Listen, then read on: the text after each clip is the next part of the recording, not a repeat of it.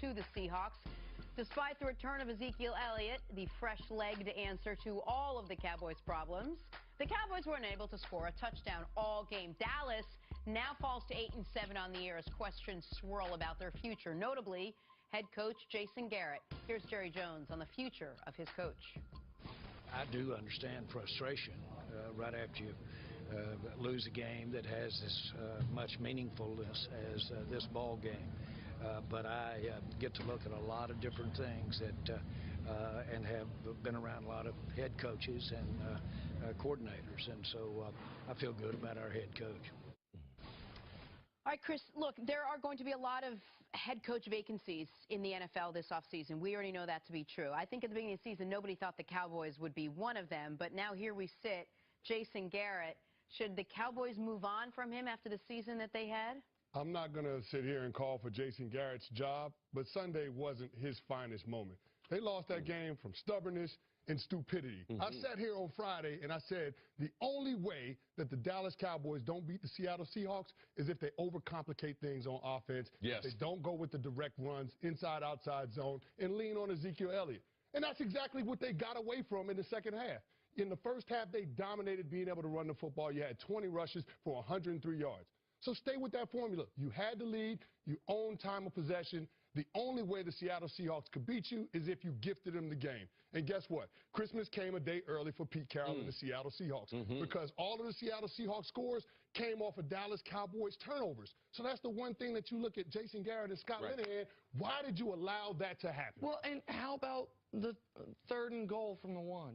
Like, and that how did Ezekiel Elliott not touch the ball? Not touch the ball. The whole sequence.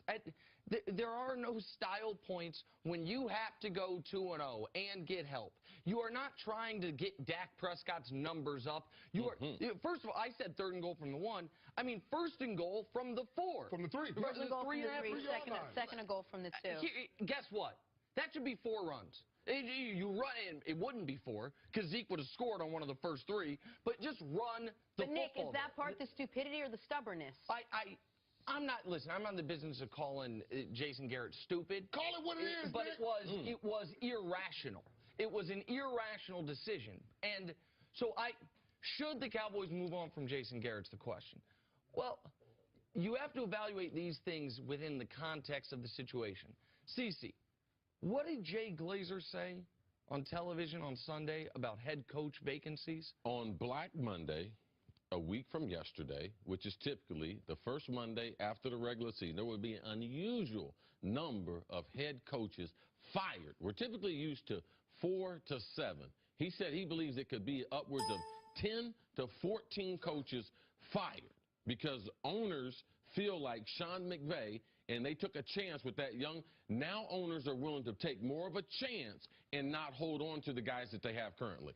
So the reason I ask that is because if we're talking about 1/3 of the league changing coaches, now that does mean it will be a seller's market, I guess, for coaches. Like coaches are going to be able to pick their situations, the next up-and-coming ones. But I think the Cowboys are a good situation. You've got a great running back. You have a team that has drafted very well over the last 6-7 years. Depending on what you believe in Dak, this could be one of the better job openings outside of maybe Indianapolis and Houston that we see coming. Now, the complicating factor would be, oh, Jerry Jones is there. And what you're going to hear all week is, well, Jerry's only going to hire someone that's going to listen to him, that's going to let him pull the strings. Can I just say something about just jobs in general? Where are all these jobs that exist in America where you don't listen to your boss? Like, all these guys are like, oh, Jerry's a guy. If you want to coach the Cowboys, you got to listen to the owner. Yeah, hashtag every NFL team. Yeah, but Jerry meddles. Some of these other owners, they you don't think I can work for Jerry. Go ahead. You know the reason why? Because Jerry's trying to win. All right? I have worked for Jerry, and he's trying to win, and the players love him. Yeah, Jerry is a player's owner. Well, why would you say that? Jerry is into the players, but he's also into the ugly parts of football that people don't know. Your personal life, if you get injured, some of the things behind the scenes. Jerry is the kind of owner that you want to be playing for. Now, I listen to Jerry. I got a lot of respect for him because Jerry always says something. In his press conference, y'all missed it. He said, oh, man, I like my head coach. I've met a lot of coordinators and head coaches, but I like my head coach. That say he don't like the offensive coordinator, Scott Lanahan. You see what he said? I've seen a lot of coaches, a lot of coordinators. I like my head coach. Scott Lanahan, your head is on the chopping block. They coming for you because he's got Zeke, he's got Dak, he's got this offensive line. Who else can be their fall guy? It's going to be Scott Lanahan. Now, Scott Lanahan's going to go. I like Jason Garrett as a head coach because everyone can't work for Jerry and everyone can't manage the Dallas Cowboys and what happens on a weekly basis. I believe Jason has done a good job at doing that. But also Scott Lanahan. Who else I'm bringing in? I'm going out and get me a receiver, man. Got to. Devontae Adams, 24 years old, going to be a free agent. Jarvis Landry, 25 years old, going to be a free agent. Allen Robinson, coming off Jacksonville, he's going to be a free agent. Sammy Watkins for the Rams, he's 24 years old, guys. He's going to be a free agent. And, by the way, maybe that and draft one in the first round.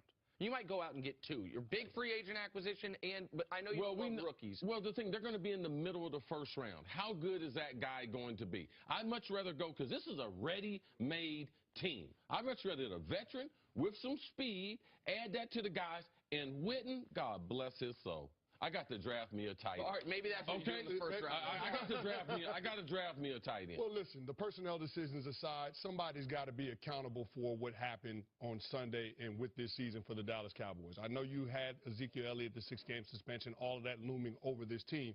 But the reality is you had to win 2 games in order to get into the postseason, and that was a winnable game on Sunday that you let get away. So when you look at Jason Garrett's record as a head coach, you can't get away from it. 7 full seasons as a head coach. He's 61-50. He's only had 2 seasons where the team has been over 500, more than 8 wins. And in those 2 seasons, you had the league's leading rusher.